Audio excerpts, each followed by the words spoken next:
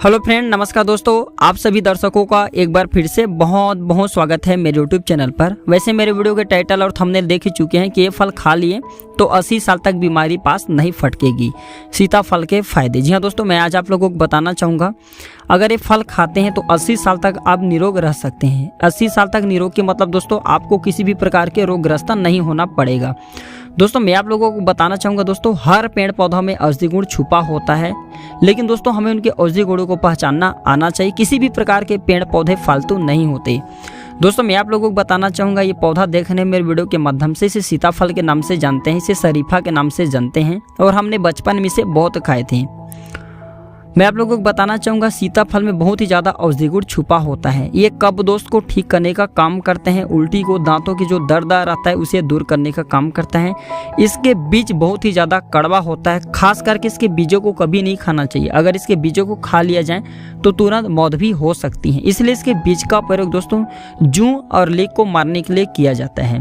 तो इसे अलग अलग जगहों पर अलग अलग नाम से जाना जाता है। इसे सीताफल, शरीफा, गात्रा, कृष्ण बीज या जानकी फल के नाम से जानते हैं। आपके इसे किस नाम से जाना जाता है कमेंट सेक्शन में ज़रूर बताना। बहुत से दर्शक हमारे वीडियो को देखते हैं तो कमेंट पढ़ते हैं, कमेंट पढ़ के ही जानने की कोशिश करते हैं कि उनके इलाके में, उनके राज्य में या वो जहाँ पे रहते हैं, निवास करते हैं, उनके यहाँ इसे किस नाम से जानते हैं। तो कमेंट सेक्शन में नाम ज़रूर बताना कौन सी राज्य से, आपके राज्य में किस नाम से जाना जाता है। तो चलिए जानते हैं शरीफा के फायदे यानी कि सीताफल के फायदे।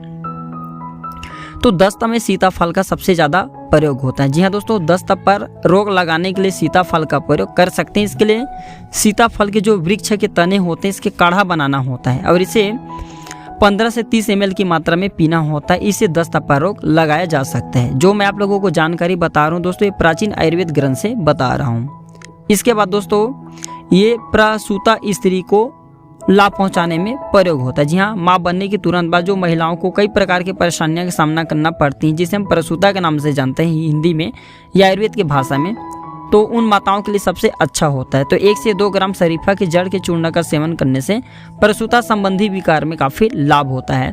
रोम छिद्र की बीमारी में इसका प्रयोग होता है। आपके त्वचा को स्वस्थ रखने में जो रोम छिद्र की महत्वपूर्ण भूमिका होती है।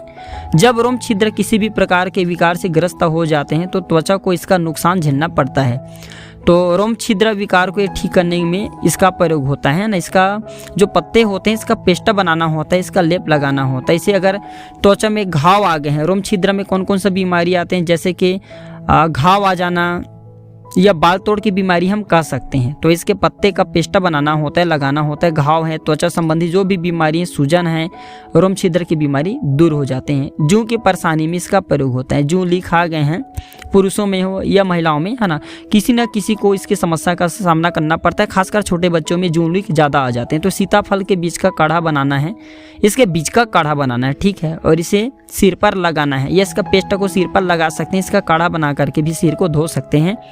इससे जो जूं होते हैं, लीक होते हैं, ये मर जाते हैं। केमिकल से बचना चाहिए, कभी भी बालों पर केमिकल नहीं लगाना चाहिए क्योंकि बाद में चल करके नुकसान पहुंचाते हैं। ये आयुर्वेदिक दवा है, ये आयुर्वेदिक नुस्खे हैं, इसका किसी भी प्रकार का कोई साइड इफेक्ट नहीं है। फायदा नहीं पहुंचाएंगे तो नुकसान भी नहीं करेंगे। इसके साथ ही बुखार में भी इसका प्रयोग होता है। अगर ठंड लग करके बुखार आता है तो सीताफल के 3 पत्ते को नमक के साथ पीस करके पेस्टा बना ले और इसका सेवन करें। इससे सर्दी वाला जो बुखार होता है वह ठीक हो जाता है। हमने जितनी मात्रा बताई है वीडियो में उतना ही प्रयोग करना है, इससे ज़्यादा आपको नहीं करना है। इसके सेवन करने से कफ भी दूर हो जाते हैं। जी हाँ, कफ होना एक बहुत ही साधारण सी समस्या है, तो सीताफल के उपयोग से कफ में फ़ायदा लिया जा सकता है। सर्दी जुकाम, कफ से परेशान लोग सीताफल के तने को चबाने से सर्दी जुकाम और कफ में आराम मिलता है। इसके साथ ही दोस्तों ये मधुमेह की बीमारी को दूर करने का काम करते हैं। हमने एक वीडियो बनाया थी, उसमें मैं आप लोगों को बताया था कि अगर आप बहुत सारे अंग्रेजी दवा का प्रयोग करते, बहुत सारे पैसे लगा चुके हैं, तो एक बार मधुमेह की बीमारी को ठीक करने के लिए इसका प्रयोग कर सकते हैं। इस बीमारी के कारण लोगों को कई प्रकार की गंभीर बीमारी होने का खतरा रहता है। तो जो मधुमेह की बीमारी से परेशान यानी कि डायबिटीज़ की बीमारी से परेशान है, वो सीताफल का फायदा ले सकते हैं। इसके लिए सीताफल के पत्तों का 1 से 3 ग्राम चूर्ण बना करके सेवन करना होता है। इससे मधुमेह में लाभ होता है। 1 से 2 महीने के भीतर में, यानी कि मधुमेह जो होता है, डायबिटीज़ की बीमारी होता है, ठीक हो जाती है। इसके जो पत्ते होते हैं बहुत ही कड़वा होता है, कैसेला होता है, इसलिए ब्लड में इंसुलिन की मात्रा को यह घटाने का काम करता है और नॉर्मल स्थिति में ला देते हैं। 2 महीने तक अगर सही तरीके से इसका चूर्ण का प्रयोग कर लिया जाए तो मधुमेह की बीमारी हमेशा के लिए जड़ से समाप्त हो जाएंगे। साथ ही ये हिस्टीरिया संबंधी बीमारी को दूर करने का काम करता है। गांठ की परेशानी में भी इसका प्रयोग होता है। जी हाँ, गांठ होने पर लोग पके हुए सीताफल को कूट करके नमक मिला लें और इसका लेप करने से लाभ होता है। ये गांठ हाथों पैरों में भी हो सकता है, शरीर के किसी भी हिस्से में हो सकता है। ये गांठ को पिघलाने का काम करते हैं। किसी भाई ने हमें कमेंट के जरिए पूछे थे कि सर जी गांठ को ठीक करने के लिए कोई सरल घरेलू नुस्खे होगा तो बताइए। तो ये नुस्खे प्रयोग करके देखें, गांठ को दूर करने का काम करेंगे। अगर इसका फायदा भी नहीं मिलेंगे आपको तो किसी भी प्रकार के नुकसान भी नहीं पहुंचाते। इसका साइड इफेक्ट, अगर इसके बीजों को आंख में डाल दिया जाए, इसके बीज का अगर थोड़ा सा भी बूंद आंख में पड़ जाए तो ये आंख को नुकसान कर सकते हैं, इसलिए थोड़ा सा इसका साइड इफेक्ट है। जू मारने के लिए अगर इसका बीज का प्रयोग कर रहे हैं तो थोड़ा विशेष ध्यान रखें, कभी भी इसके जो बूंद है इसके पानी आंख पे न लगे। तो आज की जानकारी यहीं पर समाप्त करता हूँ। थोड़ी भी जानकारी अच्छी लगी है तो इसे अपने दोस्तों यारों में, अपने घर परिवार वालों में आगे जरूर शेयर करें ताकि उन्हें भी इसके जानकारी हो। वीडियो देखने के लिए धन्यवाद।